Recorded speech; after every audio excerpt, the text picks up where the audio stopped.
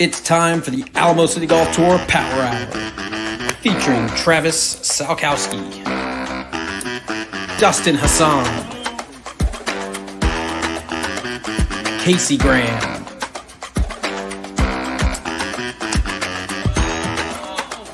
Jason Bird, and Mike DerManuelian. Let's go!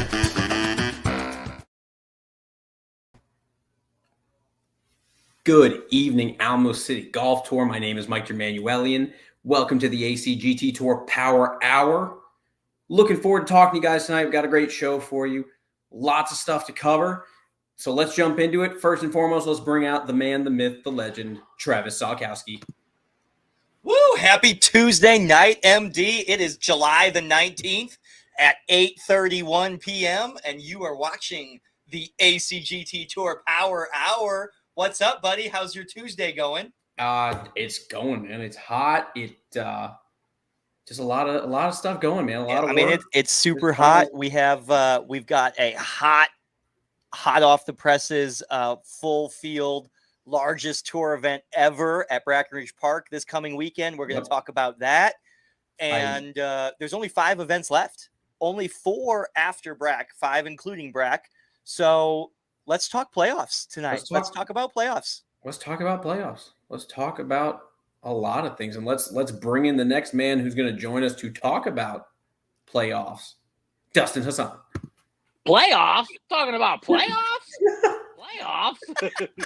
That was a great segue. That was beautiful. Guys? I love it.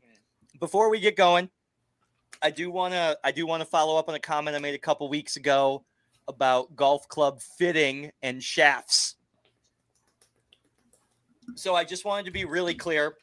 I was talking about shaft to shaft, not the importance of fitting that shaft in the fitting process.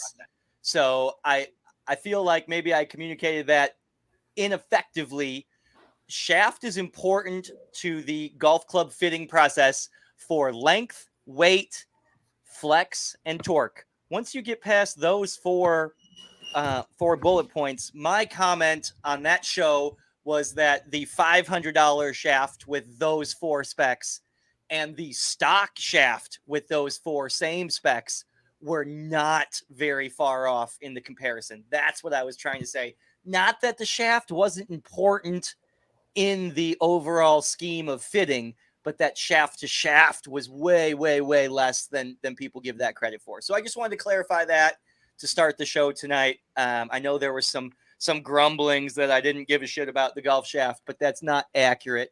It was shaft to shaft. I think some discussions on the range at Cedar helped clarify that for some people. I think people were arguing about the same thing. It was just not coming out the same way. I agree completely. And all I was saying in the fitting process that the upgraded shaft isn't going to produce dramatic improvements over the stock shaft with the same spec. Shaft to shaft, not shaft in the fitting process. Yep. Well, perfect. Guys, exciting show for you tonight. We're going to be covering the 2-person at Brack, talk a little bit about the 9-9. We have Andy Torres hopping on with us to talk about that a little bit. We're also going to be talking a little bit about the sizzling summer Southside swing. Woo! Beep, beep. Ding, ding, ding. I love it. We're going to be talking a little bit about that. We've got some events coming up, mainly focused on the south side of San Antonio. It's going to be a beautiful time. And we're going to talk about playoffs.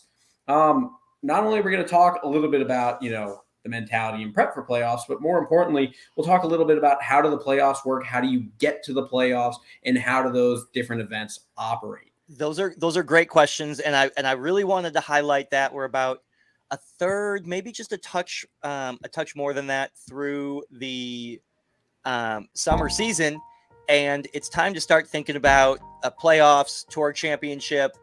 How do you make the team if you don't top 3? What is the team? What does that mean? How do the cuts work? How do the schedules work for the playoffs? I think it's really important to talk about because everyone hears us say every point matters so much, so many times that, those points matter. Okay, yes, we agree. The points matter. Well, what the heck do they matter for? Yep. So let's run through that, and I think that's really cool. But before we get there, DH, what comments do you got to open your show on this Tuesday night? Man, I am looking forward to getting back to Brack, seeing the traps. I have not played Brack since the last event that we had at Brack. The end of January. Yeah, so it's been, a good 6 months. Looking forward to seeing the bunker renovations. Yeah, And we've done a ton of traveling. So even our recreational play that normally would be on the trails been kind of all over the map this year. I mean, we were on an off weekend. We were in Southern California. We were in Kohler for a while. We were in Tampa for a while. Some big drives, a couple 2-3 hour drives to golf courses, frequently in Austin. And I'm really excited, DH. I agree with you completely. Brackenridge Park was kind of my home with the trail until the new San Pedro opened. So I'm really excited to go back to Brack, and the pictures on the Facebook page and hearing Ruben talk. I mean, they look really, really good. By all accounts, that course is in really, really good shape. It's going to be really exciting to see her back in all her glory. Anybody watching that has played it? There we go. MD, you read my mind. Awesome. That's perfect. Any other comments on Brack right now? We hear it's great. We're excited to be out there. We'll be out there on Friday night and Saturday setting up the event. So if you see us, wave, say hi. Chit chat if there's time, but we plan on being out there for tournament setup preparation on Friday night and Saturday. So we're excited to see it too. Yep, it's gonna be great. I'm super excited to see it.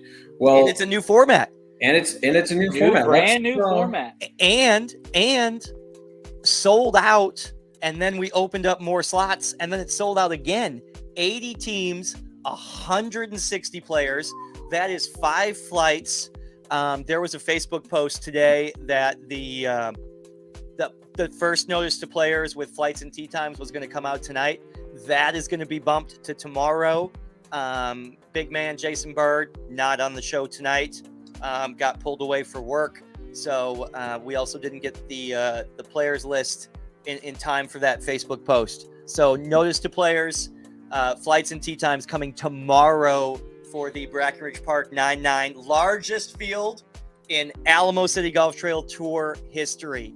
Yep. So that new format, partner event, Brackenridge Park, all the dominoes stacked up to be what I think is going to be a really cool weekend. It's going to be a great weekend. Really and hey, so Andy Torres, we got Andy Torres here to talk a little bit about Brack and about, he's playing this weekend. Let's talk to him a little bit. Andy Torres, welcome Andy Torres with NothingisOB South Texas Golf Podcast. It's been a minute since he's been on the ACGT Tour Power Hour. Do we have a visual? We should. What's up, guys? How you doing? Oh, Andy, there we go. Oh, Andy Andy driving. There he is. Oh my goodness. Man's a daredevil. This is Andy Torres is in no way affiliated with the liability insurance of the Alamo City Golf Trail Tour. We do not condone What's up, guys? streaming and driving. Hey, bud, how the heck are you doing?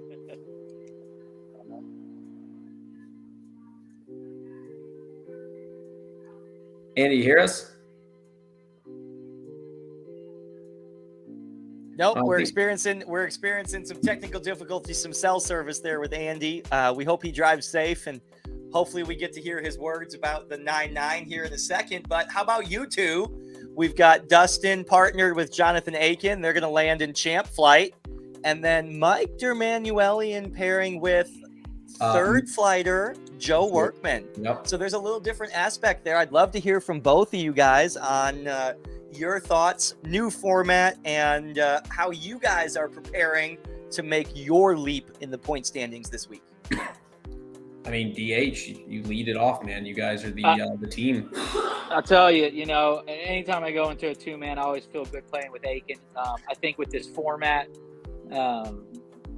especially at Brack, 9-hole scramble, with some of the teams we're going to see, I really think there's a possibility that we could see a 9, really even a 10 under on that front 9. I think it's possible. I think it's possible. I don't disagree. I think it's possible.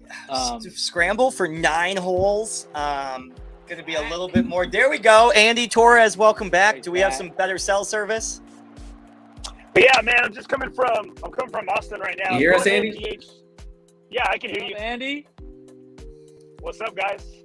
Go ahead and finish out DH. Yeah, I'm just saying. I think that with this format coming up at Brack, some of the teams, just the strength of some of them on the field, I think you could see a 9, possibly a 10 under on that front 9 scramble format. I don't think it's out of the question at all. And then the real golf begins on the backside. Anything I think can it's happen. going to be. I think it's more likely to be closer to 7, maybe 8 as a stretch.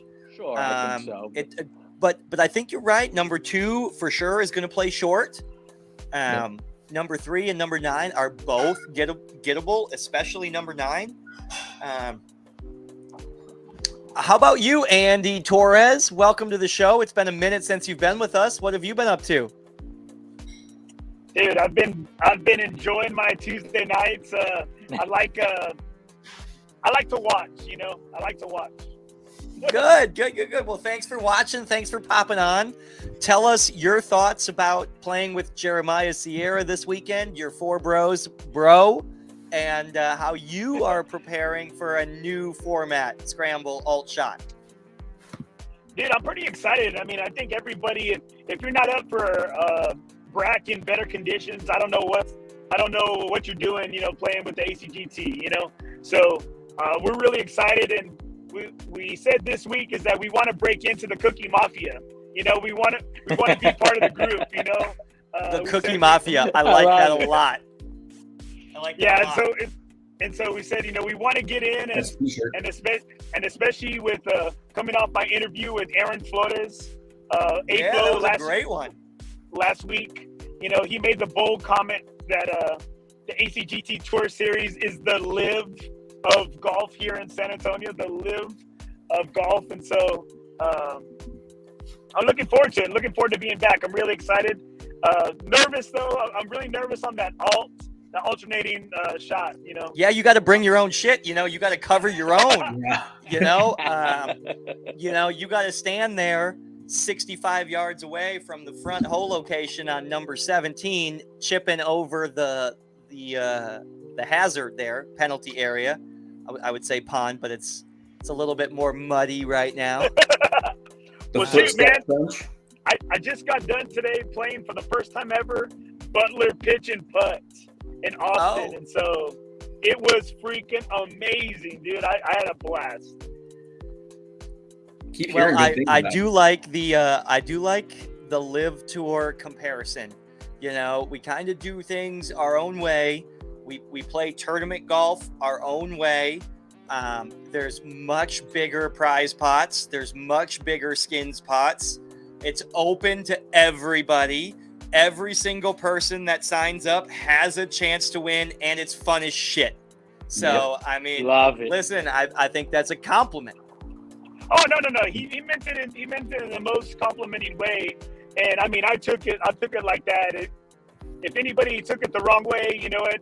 They don't know golf. They don't know shit for golf. And so, not saying that I know anything about golf, but yeah.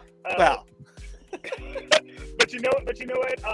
I'm really looking forward to getting back. I know I had to take a good break, dealing with some life with my daughters, competitions, my other daughters, belt moving up in Taekwondo, and so I'm ready to get back on tour, man. I'm really ready to get back on tour, and I'm excited to see all the guys. Well, that's awesome. We're excited to have you. That is Andy Torres with NothingisOB, South Texas Golf Podcast, Thursday nights. You can always find a link through the ACGT Tour Facebook page.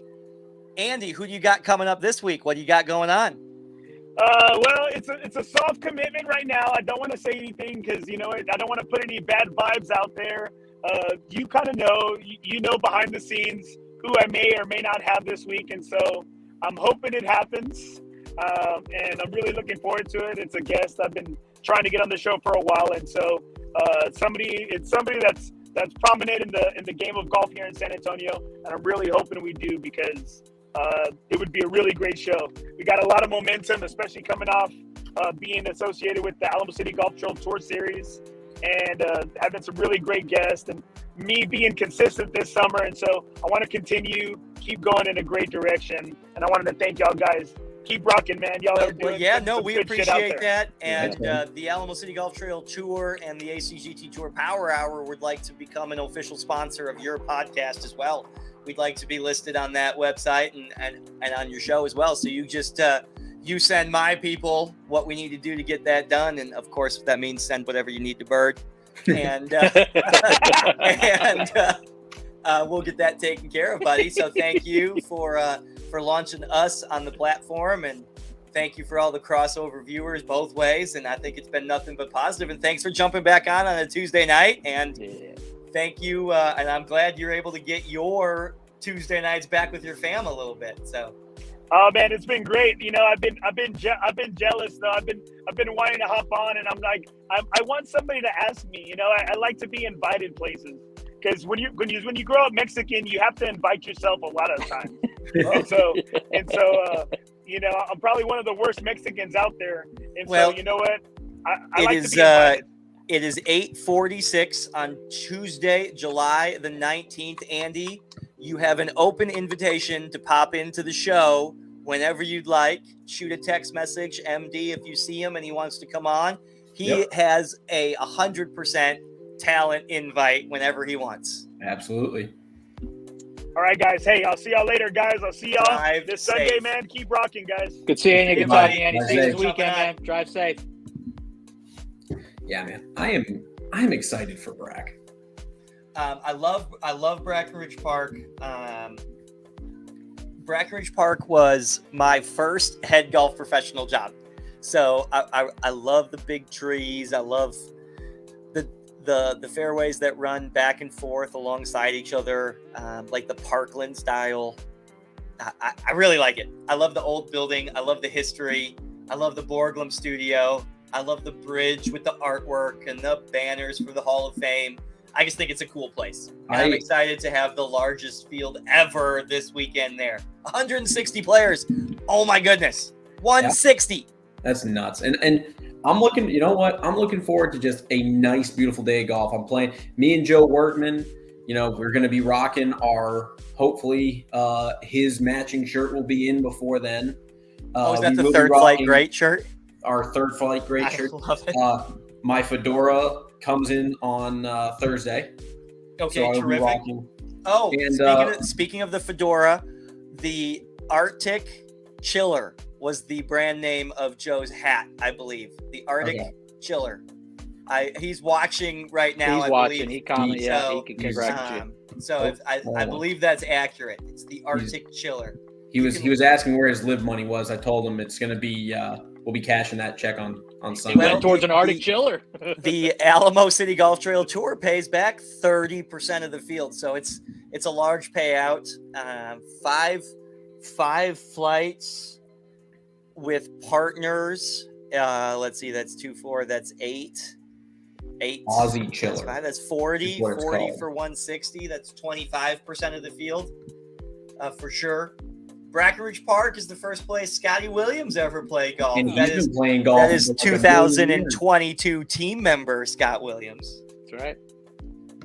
I mean, and Aussie Chiller, not the Arctic Chiller, the Aussie Chiller. And Joey W wants to walk. He and I are walking on Sunday.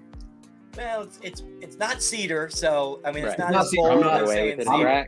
I'm looking forward to a nice walk. You guys just have such a good time out there walking together. I love it. I think it's so cool. Yep. And I do want to make sure anyone showing up for a team event, if you got matching outfits on, matching shirts, anything like that, come find me. Come see them over at the leaderboard desk. We want to get your picture. We want to show it off. So definitely call that out. Yes, for sure. We'll do best team dressed. I love it. Yep. Laura, if you're watching, let's do a victory cookie, part of the Cookie Mafia for best dressed. I love it. I love Cookie Mafia is going on a t-shirt. I love it. Oh yeah, for sure. Oh my gosh, that's good. All right. I'm so glad we had a show tonight. If nothing else happens, we got that. Got that. Okay, shit so out of it. we are moving on. I think I'm going to go ahead and say. Oh, Special good news Lord, what was report. that? Oh, special. I as some of you may have picked up as we've gone over the weeks, we have some tendencies of going and never stopping. So I am implementing the new "This is where I draw." Is that getting played off the? That's the playoff music. That's the playoff the It's not stage. even, and it's Yeah, not that's the even Academy subtle version. or That's our polite version playoff of the music. Academy I'm just going to be version. breaking news. Let's log up. On to the next. Playing us off. I love it. I love it. Yeah. Hey, MD, can we now? I've dropped a couple in the first 20 minutes of the show. Can you put an explicit content warning on the Facebook page, please? I can do that. Thank you. There's been a couple. We should put that in writing up there. We apologize, everybody, but that is the ACGT Tour Power Hour Unfiltered. So you get the real deal here with us. For those of you just watching, this is Tuesday, July the 19th, the Alamo City Golf Trail Tour off week, Power Hour, alongside myself, Travis Salkowski, below me, Dustin Hassan, and to my right, Mike DerManuelian. MD, what do we got coming up after Brackenridge Park? We're going to be talking a little bit about the sizzling summer Southside swing, baby. Dang, the real. graphics are on point tonight, MD. We had a new Yeah. intro video. We've got a special bulletin beep alert. Wow. The Hopefully summer, no one from my place of business pays attention because this is what I was doing today. the summer sizzling Southside swing. That's one more time for the The people that sizzling summer Southside swing. Sizzling summer. The sizzling summer. That is August the 7th at Riverside individual stroke play, and August the 21st at Mission del Lago individual stroke play. Both events are open for registration. Both events expected to sell out. Don't delay. www.acgttour.golf is the website. You can't miss it. It's scrolling along the bottom right now. Shout out to our sponsors. You can get links to them there. MD will put up their graphics in a second. But we really wanted to highlight registration that's open right now. They're the sponsors. Thank you, MD. Goosehead Insurance and the Sexton Agency. Sean Sexton has been nothing but awesome. Super engaged, presenting sponsor. There are links every tournament. There are QR codes on all the paperwork, all the emails you guys get. Check it out for all of your insurance needs. The Sexton Agency with Goosehead Insurance.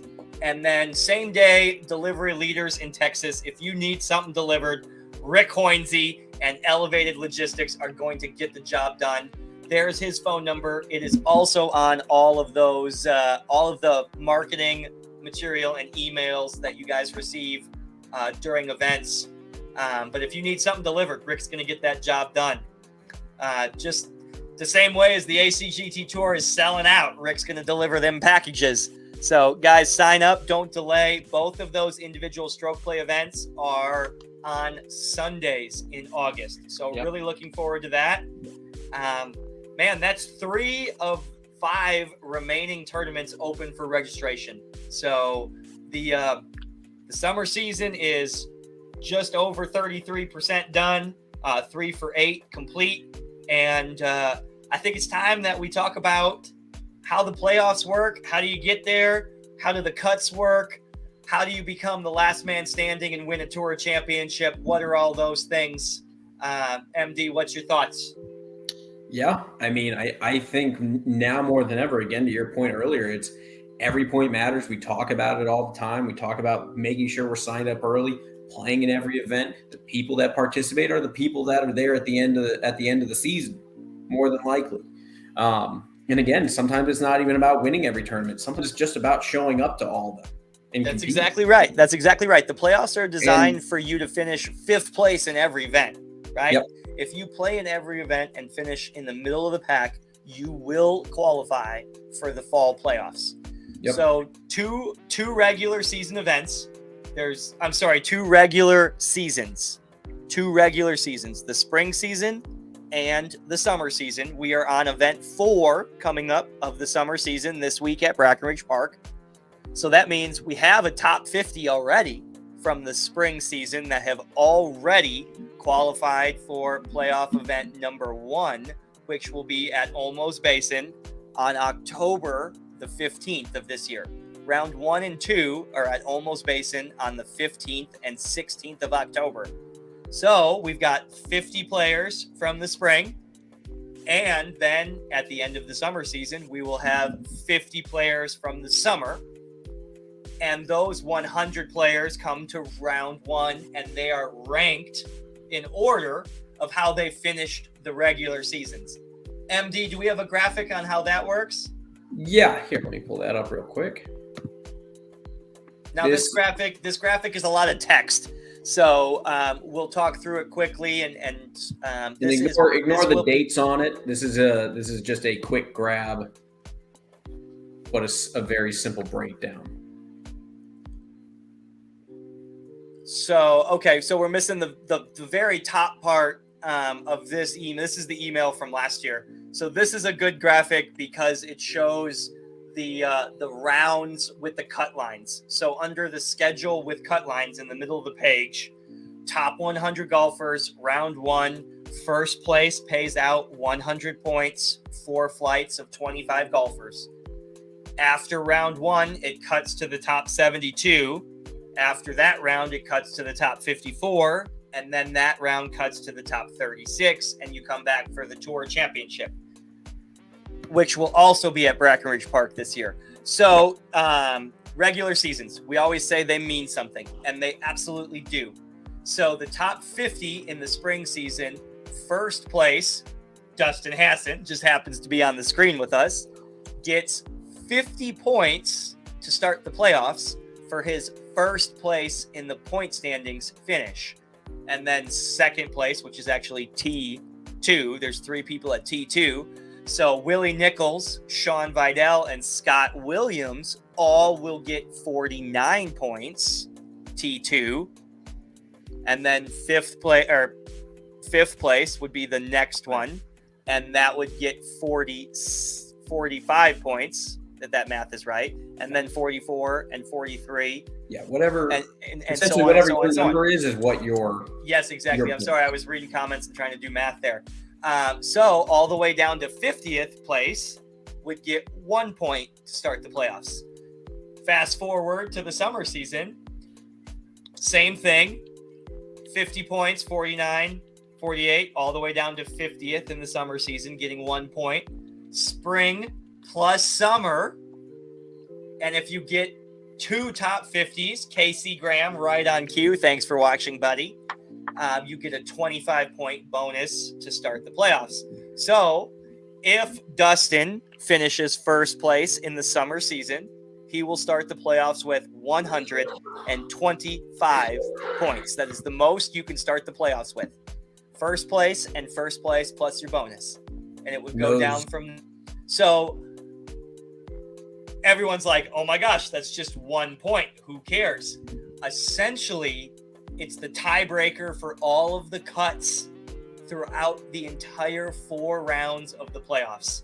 Yep. So the top 100 come to round 1 on October 15th at Olmos Basin in order from first place to 100, most points starting the playoffs, up to 125 points. That's never happened before.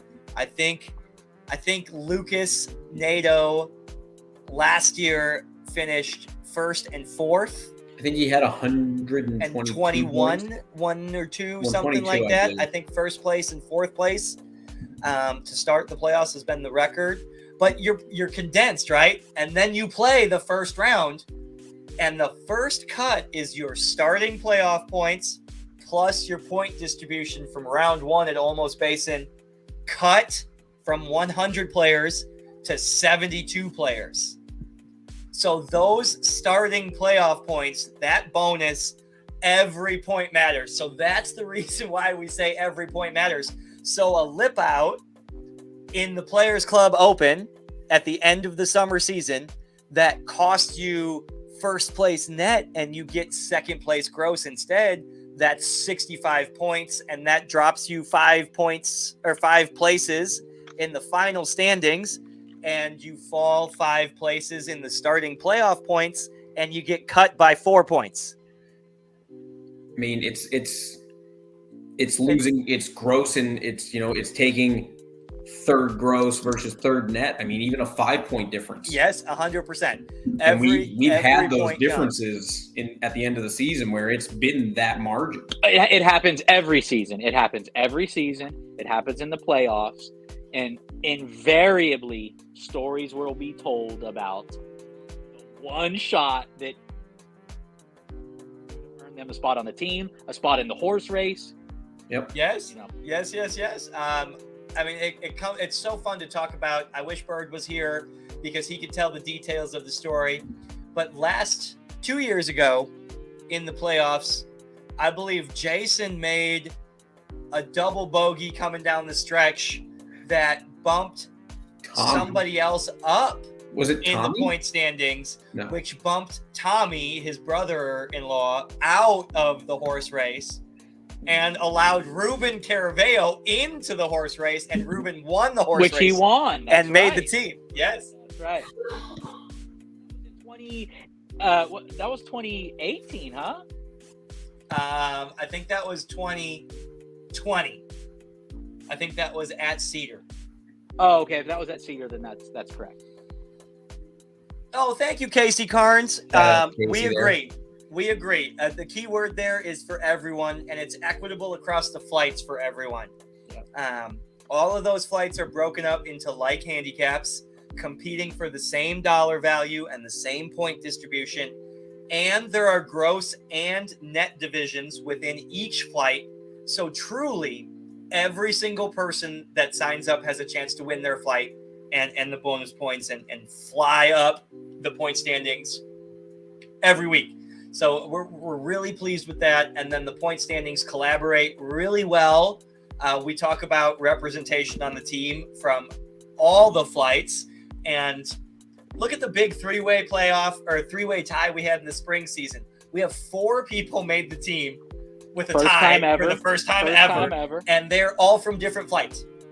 I mean, that's so cool. And our current point standings, we're only 33% of the way in, but we have every single flight represented, and then some in the top 10, top 5 or 6. You've got third flight in there, you've got second flight in there. I mean, it's playing golf and playing your best version of golf. You don't need to beat the champ flight guy. Go out and play your game in your flight. And I'm so excited to be at Almost Basin so much. After not being at Almost at all last year and only we were there 2 events. We were only technically supposed to be there for 1 event in the spring, but we were there for 2 events. And I'm super excited to go. The last event of the year is a 36-hole event at Almost Basin, the Players Club Open. And then we go rounds 1 and 2 3 weeks later at Almost Basin. Back at Almost Basin. And then the second weekend in November, the South Texas Match Play Challenge this year is at, you guessed it, Almost Basin. So Great. The message here is play Almost Basin, practice Almost Basin, get to know Almost Basin, because it does have some impact on your season. I agree completely, and it's so unique. And you know what? I stand by my statement that is one of the greatest values in public access golf in the country. I think it is the best $50 rack rate golf course out there. I think that I wish it had a driving range. Because I believe it would have won awards for renovations if there'd be a driving range there, if it'd be a little bit more full service. But I still think it's great. I do hope they win a ton of awards. The architect did a great job, Jeff Bloom. I think it's really cool, and I'm excited to start the playoffs there this year. I'm excited to host both of the majors there. We've never done that before. That's right. And and I'm sure the guys are going to have it in working on it to be in the best conditions humanly possible. I think it's going to be great. And we've only played a South Texas Match Play Challenge at 2 golf courses here, Brack and Cedar.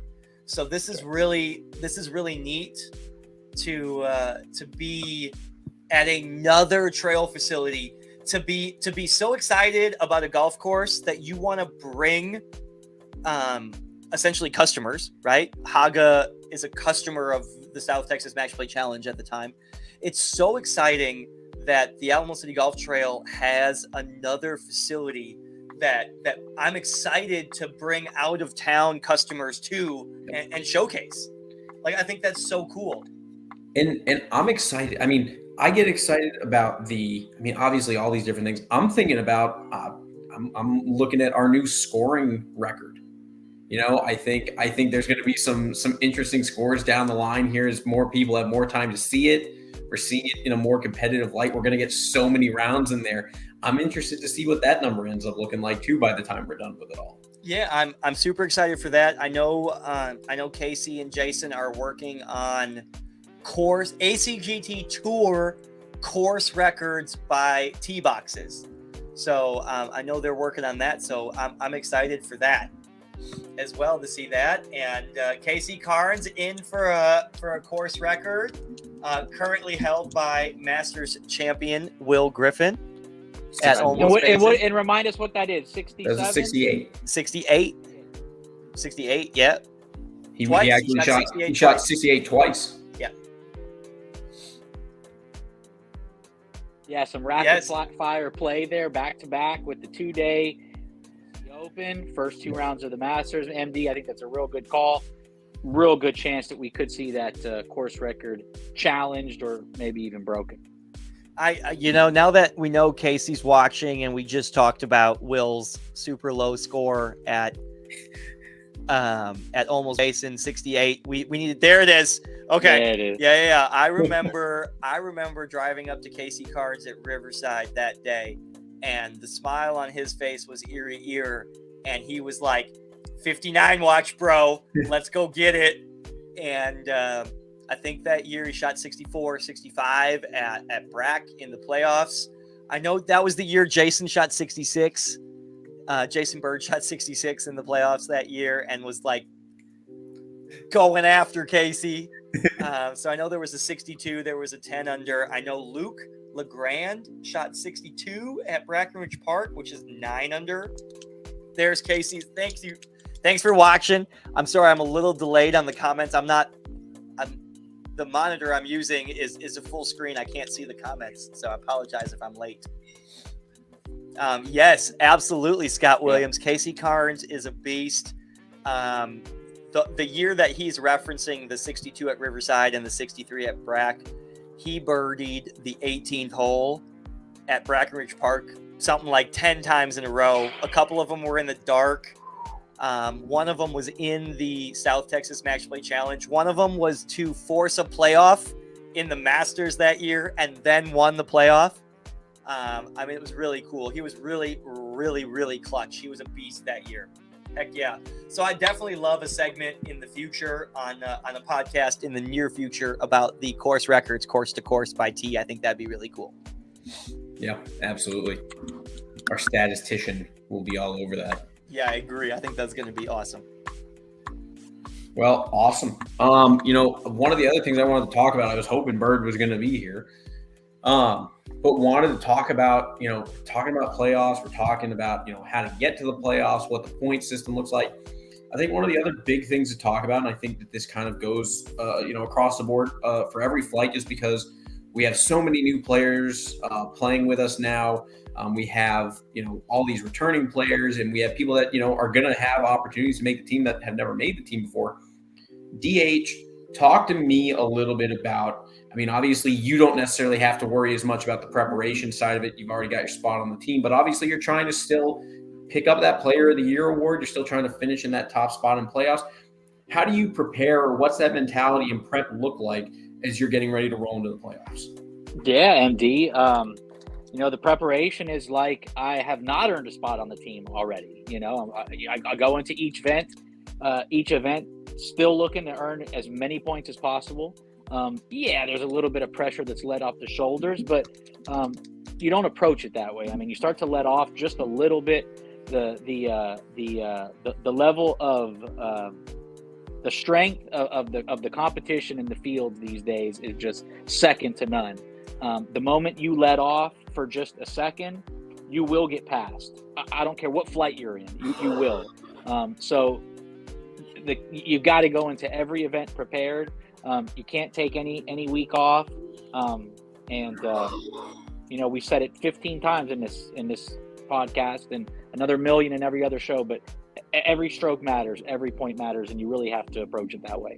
Yep, absolutely. And when it comes to, when we get into kind of that rally period of Saturday, Sunday, back-to-back weekends, you're playing, you've got a little bit more pressure on you necessarily. I mean, because you've won the first race, you've made the team, as someone who's had to run the tables from that first Saturday, work your way to 36 and then still fight your way in, how do you stay mentally just kind of in the moment, engaged, and not let the concern of, okay, I got to do this to make this.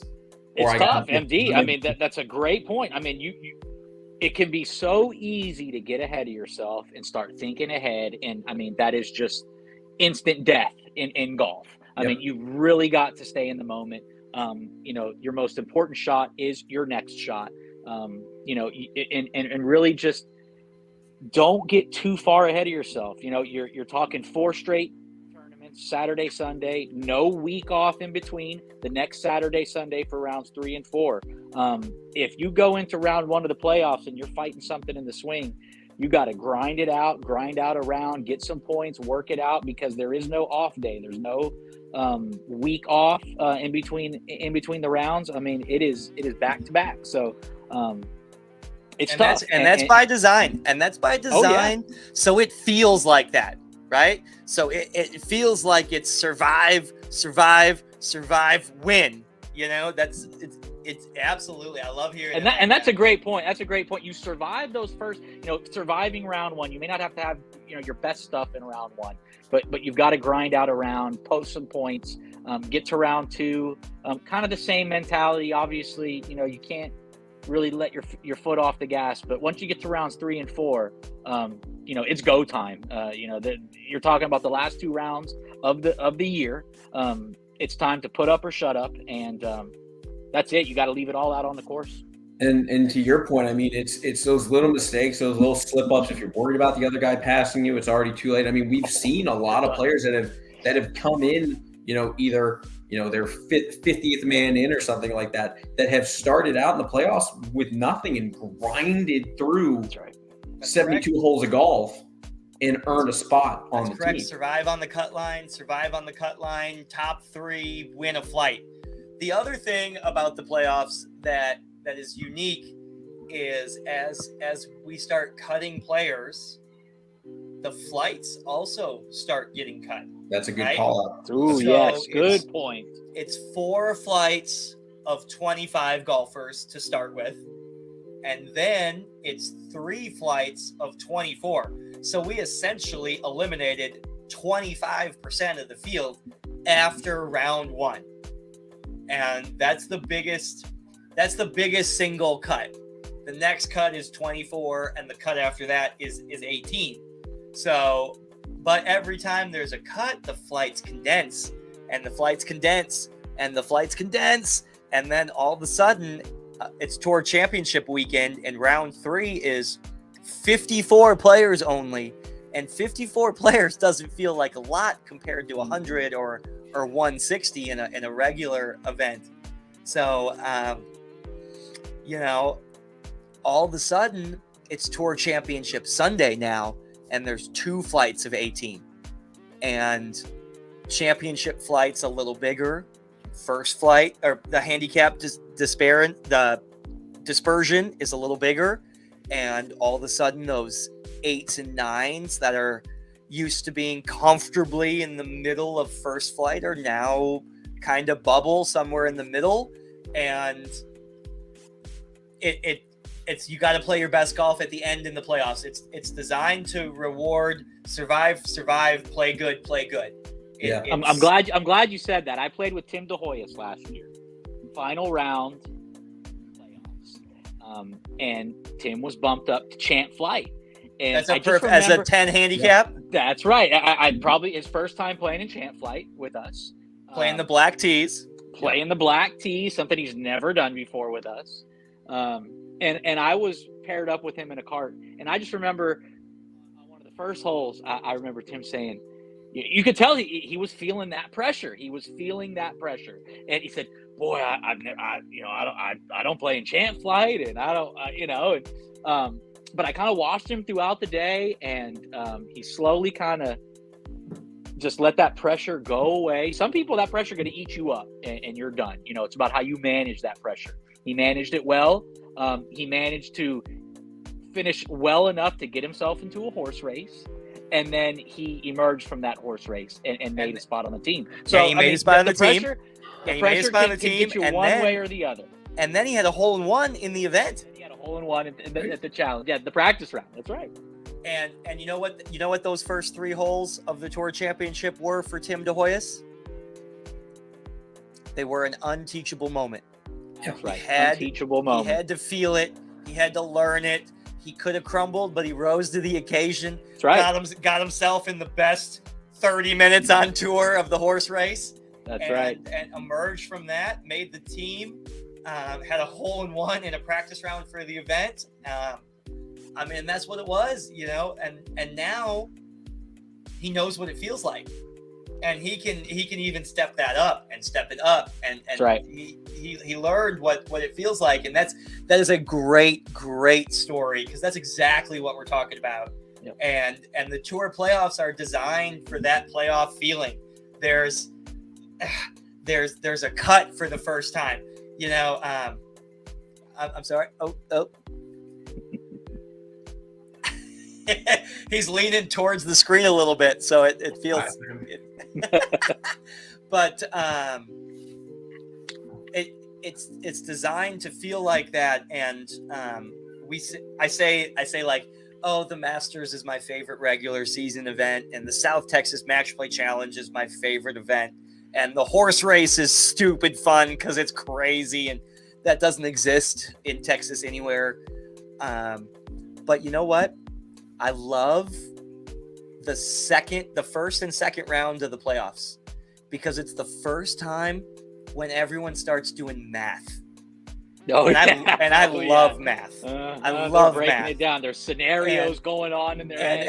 Every golfer comes up after every scorecard comes in, and they're like, "What's the estimated cut line now?" And it's like, I have no idea. I'm just excited. I'm just excited for the playoffs. I missed last year. I played in the spring, and then I was out all summer pretty much with the Lyme disease and all the other stuff. So I missed playoffs last year. I'm looking forward to being back and getting to play, man. It's just, I feel like we've gotten closer and closer to, with as many people playing, as competitive as it's getting, I feel like we're getting closer and closer to feeling like sometimes it's a playoff round or it's a playoff event. Oh yeah. But the true playoff event, that first Saturday, man, when you get there, everyone's there.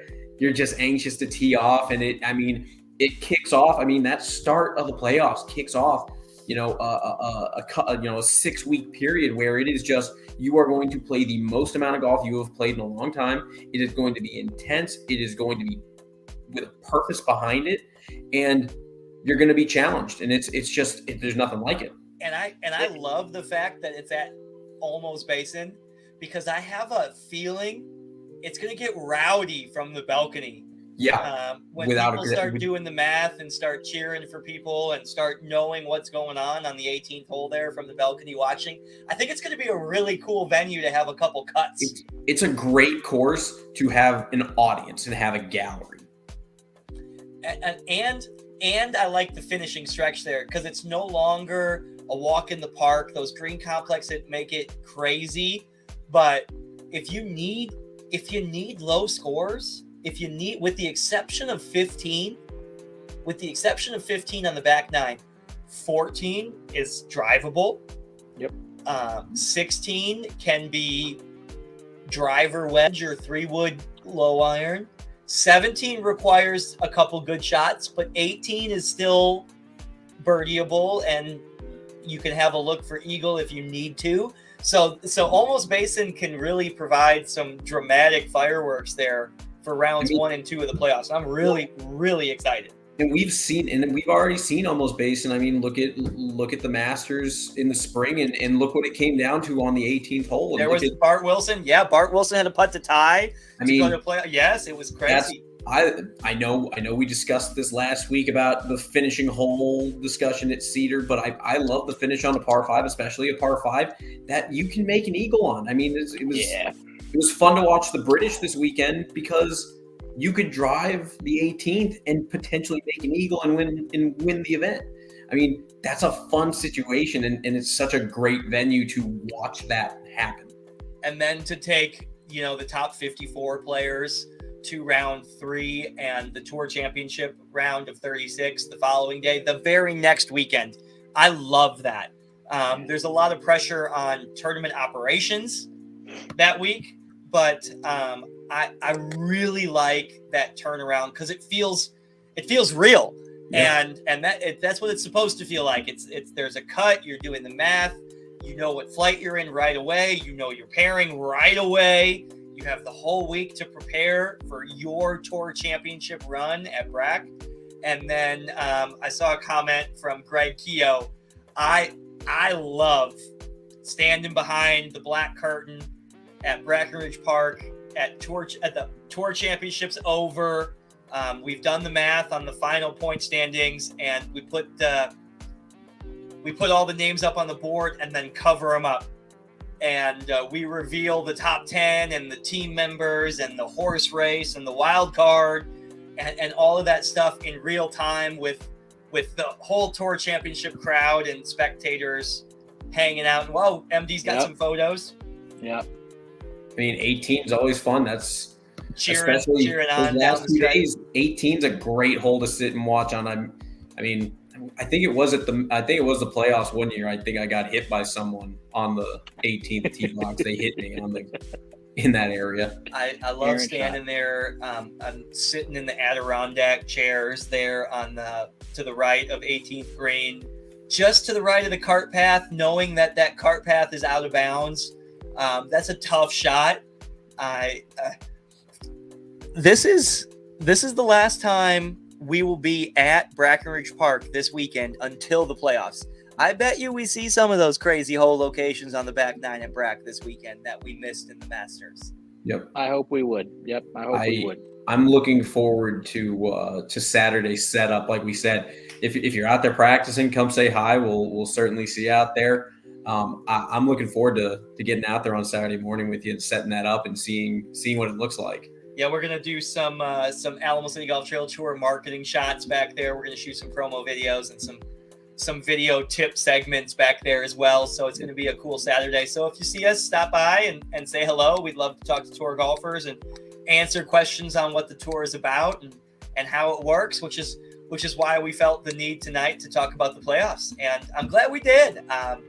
The playoffs are what it's all about, and the South Texas Match Play Challenge is that ultimate goal. It's that culmination goal, and I love. That's a great picture. That's one of my favorite pictures. Yep, awesome. That was the first year we did golf bags. Yep. That was 2020.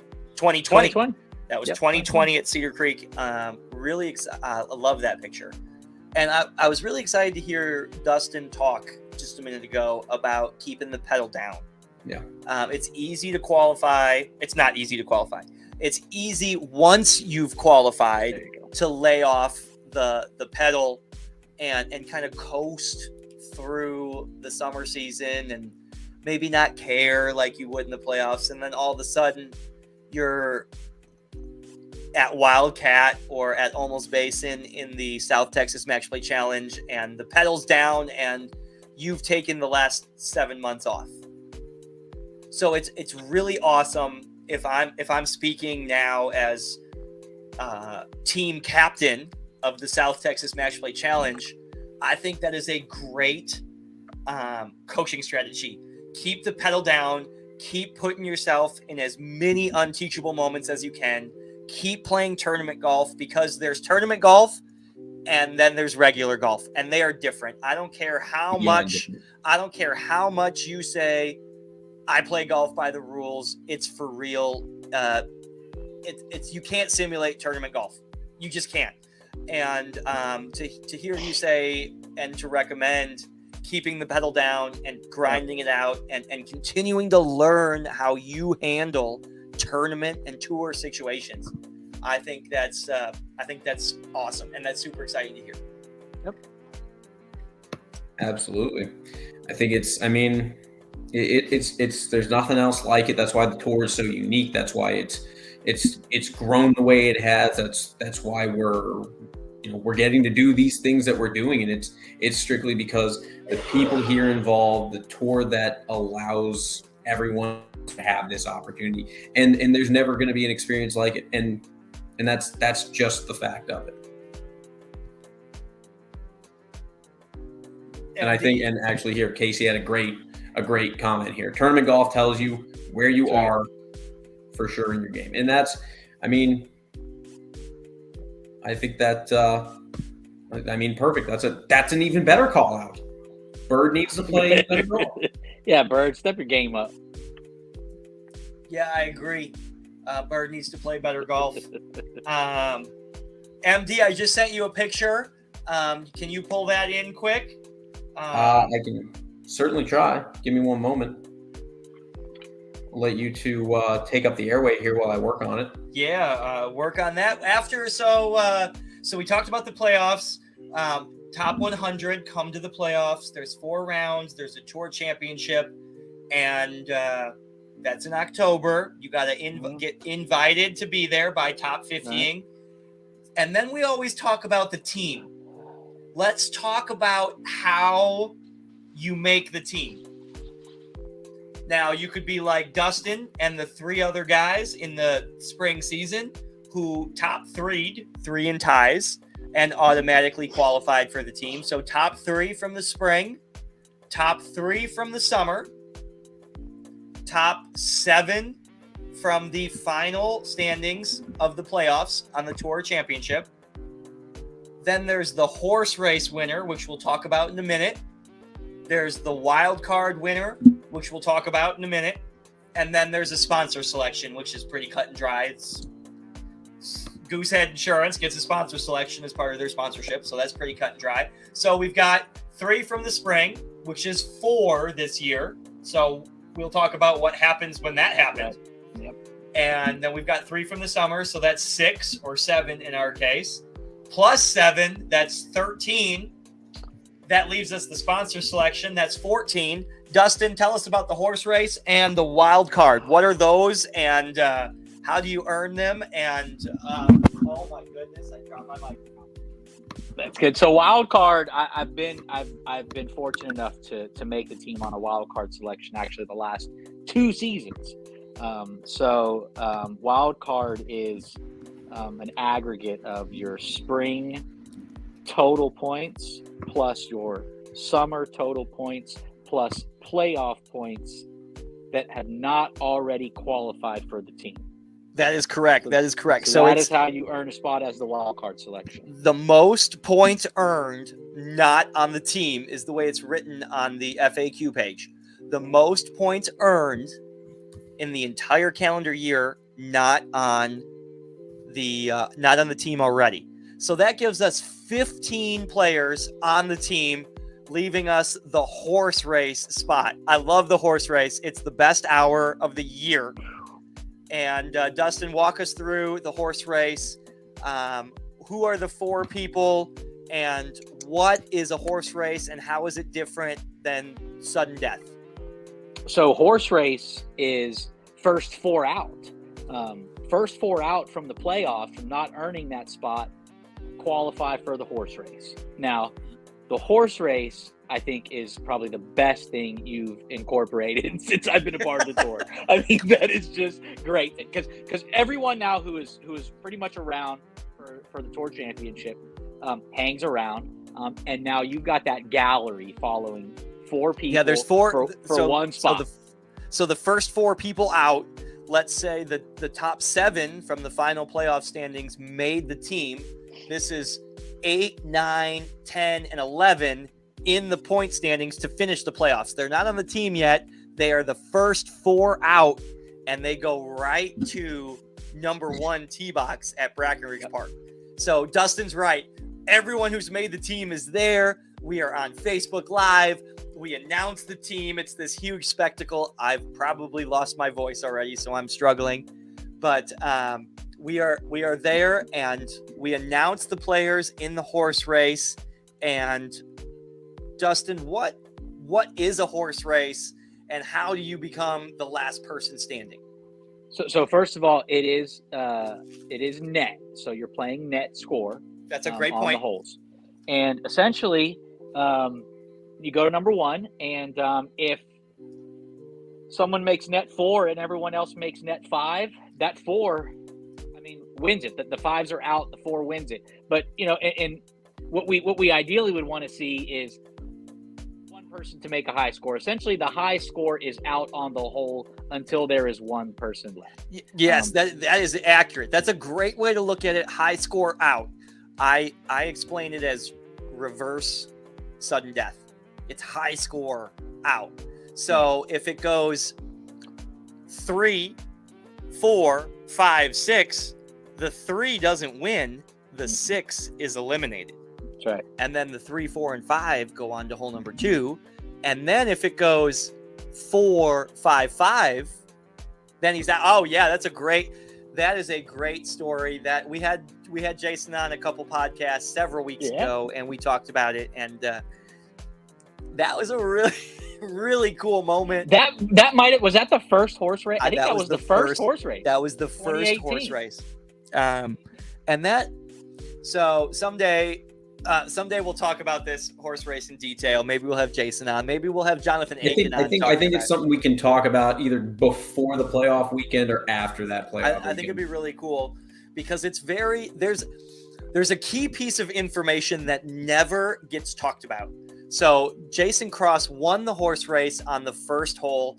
He hit a tree with the driver, then topped a 3-wood, then chunked a 9-iron, and then chipped up and drained a 50-footer for 5 net 4. And the other 3 people that he was playing against, 2 of them had already carded net 5s. And player C missed his putt for net 4 and blew it by like 6 feet and just walked up and hit that putt, and it went in for 5. And because it went in for 5, the 3 players that tied at 5 were eliminated. Jason Cross's net 4 wins. But if player C randomly slaps at a 5-footer and misses it, only player C is eliminated, and Jason Cross and player A and B advance to hole number 2. So many things. That's what makes the horse race so unpredictable, because you never know what's going to happen. But that is a fun fact about the Jason Cross win that gets overlooked a lot. Player C there, 6'8". I think streaming the horse race is great.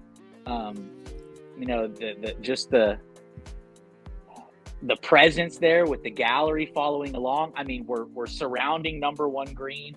We're running over to number 2 if it goes to number 2 to get a good spot. People are running behind number 2 green to get a good spot. I mean, it's a spectacle. I mean, it's great. It's awesome. The players have to feel the pressure there. I mean, you've got to feel a little bit. I mean, you just got to. Yep. You're on camera live, maybe for the first time in a while, maybe for the first time ever. There are 15 team members there cheering you on, 4 people playing, plus at least 2 people holding cameras, 1 person announcing. I mean, it's intimidating, and that's part of what makes it really special. Is look at how the people played in the South Texas Match Play Challenge that came from the horse race. Casey Graham, Dustin Weldon, Tim DeHoy is making a hole-in-one. Ruben Caraveo a couple years ago, in a year in a year when the Tour lost the South Texas Match Play Challenge, but Ruben won the horse race and won 2 points. I mean, that's an interesting correlation. I think the horse race. I think the whole concept of the horse race is an unteachable moment. You never know what it's going to be like. You can have almost a chip off with Dustin Weldon and Brent Park. You know, I mean, there's so many different things that can happen, and I'm so glad. And to think you've played all season, you know, really. I mean, you know, we go in. Your goal at the end of the year is to earn a spot on the team, and to think you've played all season, made it this far, and now you find yourself in this horse race, and you're essentially one bad swing away from done, and you know the making the team being just a history, or the opposite, one good swing away from. Yeah, heck yeah. You've kind of been reaching for all year, so it can go either way. And then the first team meeting, the first South Texas Match Play Challenge team meeting happens on that Sunday night following the horse race. We normally meet in the basement of the Borglum studio, and it's this really cool building with a ton of history. It's available for weddings and special events. Joe Workman's watching. He got married there. Yep. So there's tons of cool stuff in that venue, and that's where we hold our first team meeting and release the uniforms and all of that cool stuff. So I'm really glad we took the time tonight to talk about the playoffs and how it works, because that really is the goal. The regular season's fun, the formats are fun, the prizes and the skins are cool, and the victory cookies are rock solid. I love the Cookie Mafia. That's great. But the playoffs are where it's at. We talk about tournament golf. Greg Keogh, alternates. Don't forget about alternates. Yes, alternates to the team. Greg Keogh was an alt, and I love bringing this up. This is great. There's alternates on the South Texas Match Play Challenge. There's, in case happens, alternates. And every single year, except one, the alternates have gotten a chance to play. And now it's morphed into, I need an assistant captain for real. So the assistant captain doubles over as an alternate, and that will probably be an ambassador who does or doesn't make the team, whatever. But fun fact, Greg Keogh was the alternate the one year that the alternate didn't get a chance to play. So that is what he's referencing there. That was the year I believe we were at Cedar. I believe that was the 2016 year, I think. I'm not sure. If Casey was here, he'd know. Yeah, that's right. 2016 is correct. Yep. It was great. It was great. And I'm so glad we talked about the playoffs and the point standings and what you're really playing for, because it really is, you know, regular season's fun with formats and prizes and gift cards, but there's nothing like those first 3 rounds of the playoffs where you're playing for points and you're playing for cut lines. And I've said it multiple times. I love the 2-man events. I think it's a lot of fun, but I really love stroke play events, because let's face it, at the end of the day, what we're all playing towards and working towards a playoff, at the end of the day, we're on our own. I love the stroke play events, because that's me testing, you know, where I'm at in the moment as an individual golfer. What am I out there doing for myself? Because you know, I obviously rely on my teammate to help me out, and we're both supporting each other, earn the points to get to that playoff spot. But you know, come Saturday morning, it's me. I own every shot that occurs once I tee off. Let me go back. Hold on. You got that picture ready, MD? I do. This is the thank you so much, Casey Carnes, for watching. This was Casey this past weekend at the West Texas Amateur, rocking the South Texas Match Play Challenge gear. That is a big trophy. I don't know much about that tournament, but it is a long-standing tournament that is a big-ass trophy with lots of names on it. And Casey Graham repping the ACGT Tour South Texas Match Play Challenge gear. Thank you so much. Casey Carnes. Casey Carnes. Casey Carnes rocking the South Texas Match Play Challenge gear with scores of 68, 71, and 67 for a 10 under tournament in the West Texas Amateur. Good job, Thank Carnes. you so much. Congratulations, Can we put man. that picture back up one more time? I want to point out one more thing. Look at his calves. I knew you were going to say it. I knew Yeah. you were going for that. I mean, those are the calves of a champion. He is on the Phil Mickelson point and pull calf repertoire. I mean, they are so good. Casey Carnes, great playing. Thank you for repping the tour. You are so important to us. You've been there since the beginning. You're such a core team member and such a core presence in amateur tournament golf in San Antonio. Thanks for being part of the tour, buddy. We appreciate you watching so much. Thank you, Good and job, great Carnes. playing. Yep. Yeah. It's awesome. Thanks, MD, for putting that in on the fly. I appreciate that. Hey, I mean, those calves are too sexy not to show off. honestly, I'm pretty much going to go do calves for the next 3 weeks. Like, MD, what else do we got? Anybody that's watching have any questions? Use the comments below, and someone will come back on. If we don't get to them on the show, someone will come back on and reply to the comments on Facebook. Yeah. If you have questions on the playoffs, on the cut lines, on the South Texas Match Play Challenge, consult the FAQ page on the tour website. Consult the calendar. Always check there first. More often than not, your question is going to be answered on the FAQ page. www.acgttour.golf is your homepage for everything tour. Everything you need to be successful on tour is there. In addition to that, the ACGT Tour Facebook page will always have links to the podcast and all the other video content that we put out there for you guys. So, MD, what do we got up next? I mean, that pretty much covers what we really wanted to talk about tonight. I think,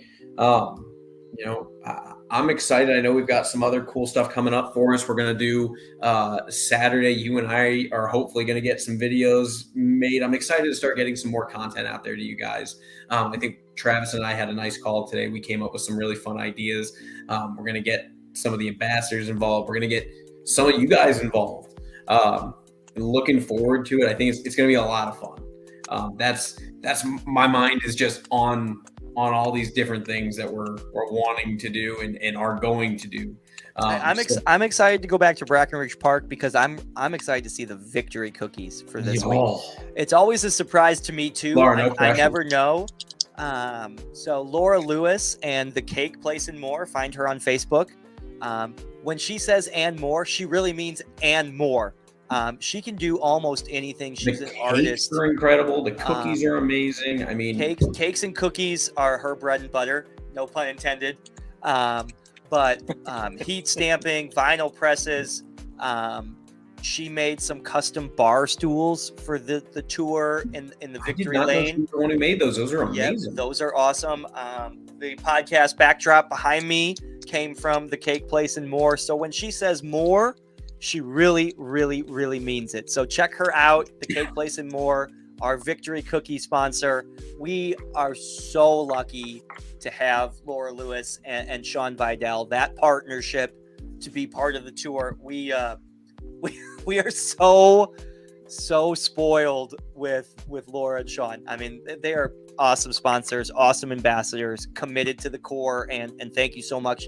Check her out on Facebook. MD, do we have a graphic for the Cake Place and More? I believe so. You talk about it while I. Yeah, I mean, the cookies from Cedar Creek were great, and they get better every week. Yeah, I mean and they taste good too. It's artwork that tastes good. She did some cookies for MD's daughter's birthday. I know she's done cookies for Casey Graham for fantasy football draft, I believe. I don't know if that's accurate or not, but the photos on her Facebook page are awesome. That is the Cake Place and More on Facebook. MD, it's okay if you don't have it readily. It's okay. Okay, I'm gonna make sure I do for next week. That's I want to okay. highlight some of her stuff because I honestly go to her Facebook page and I just look at the new stuff that she's made and I just think like, oh my god, I'm just gonna be like, Laura, I just need a cake. Oh, what's going on? What's the event? I'm hungry. And I just want an amazing cake. Well, she's currently working on an Alamo City Golf Trail Tour merchandising project for me. We're waiting for some product to come in, MD. And delivering today, tomorrow, and okay, terrific. That's great. And we hope to have some custom merchandise ready to go for Brackenridge Park. If not, we will for sure have it ready for the sizzling summer South Side Swing coming up this August. That is August 7th. That's a Sunday at Riverside, followed by August the 21st, also a Sunday at Mission Del Lago. That's the sizzling summer South Side Swing. I love that. Great graphic again, MD. Ooh. Yeah. Oh, man, they just keep getting better. MD on point today with the graphics. Shout out to all the ambassadors who help operate the tour day to day, week in and week out. Micah Carroll, Greg Graff, Stephen Evans, Jason Sandoval, Sean Vidal, Laura Lewis, Casey Graham, Jason Bird, Dustin Hassan, and your director of media relations and the host with the most, Mike DerManuelian. Thank you, ambassadors, so much for what you guys do. Thank you to our sponsors, Sean Sexton and Goosehead Insurance, the Sexton Agency.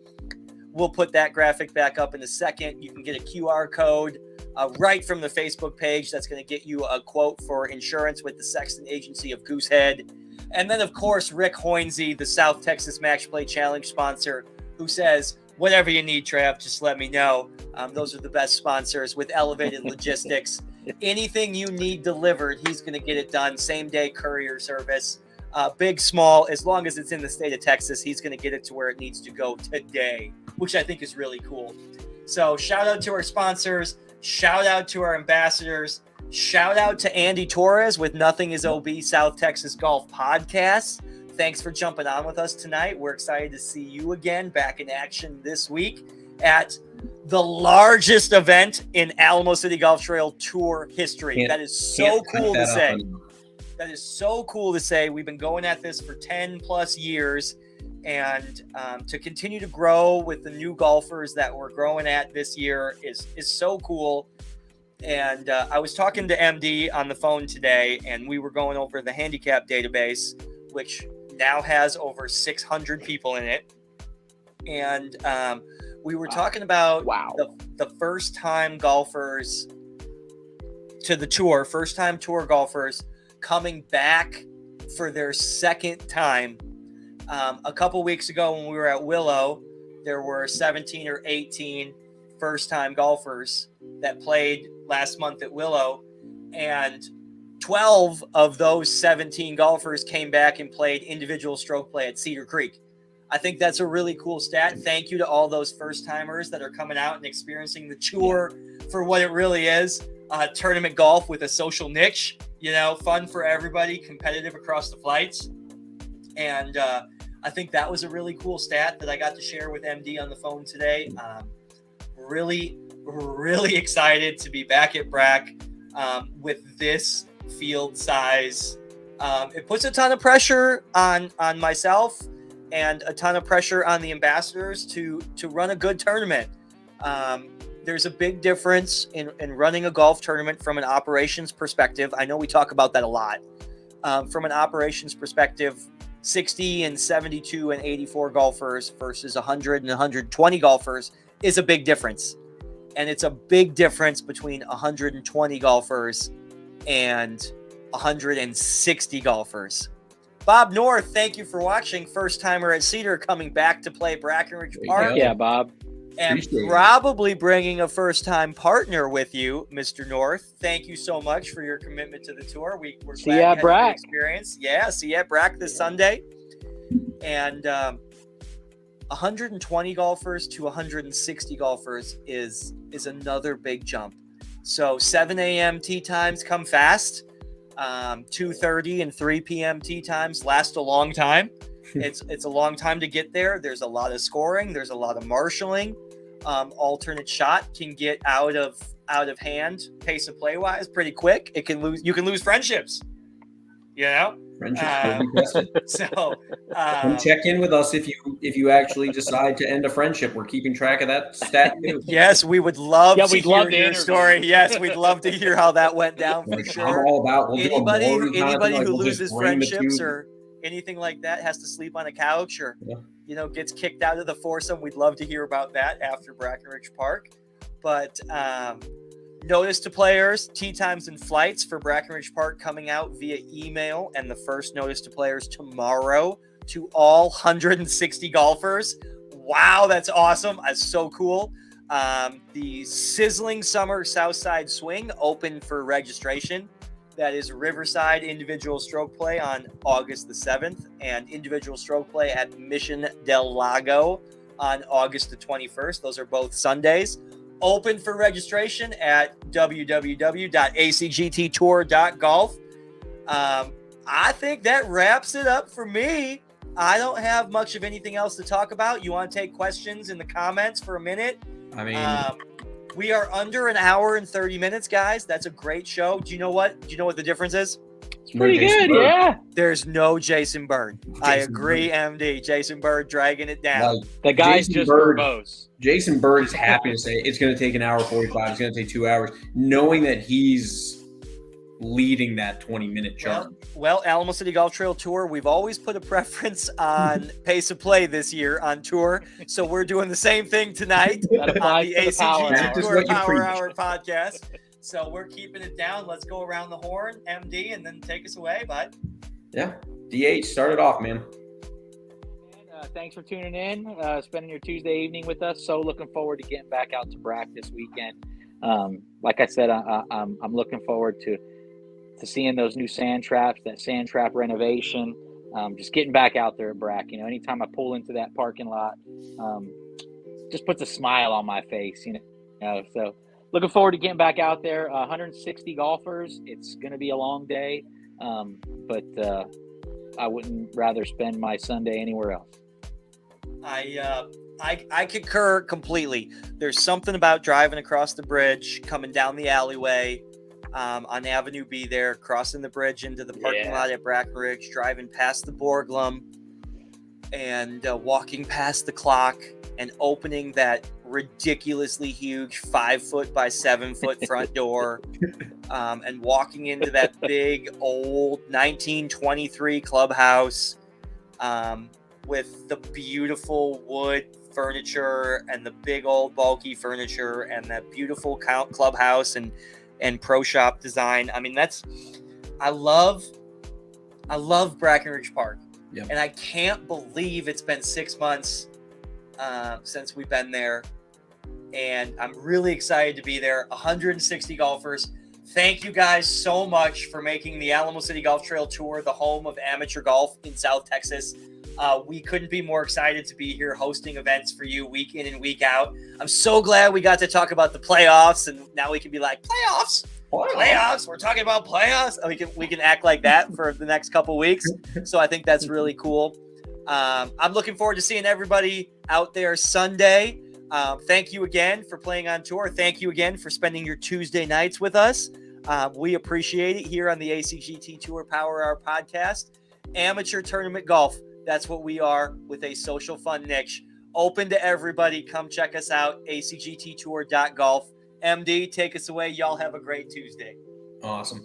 Guys, thank you so much for joining us tonight. We appreciate you guys joining us, getting involved. We do this for you. We appreciate everything that you guys do. It gives us, it gives me purpose. It gives me fulfillment in my life. I love being involved in this way.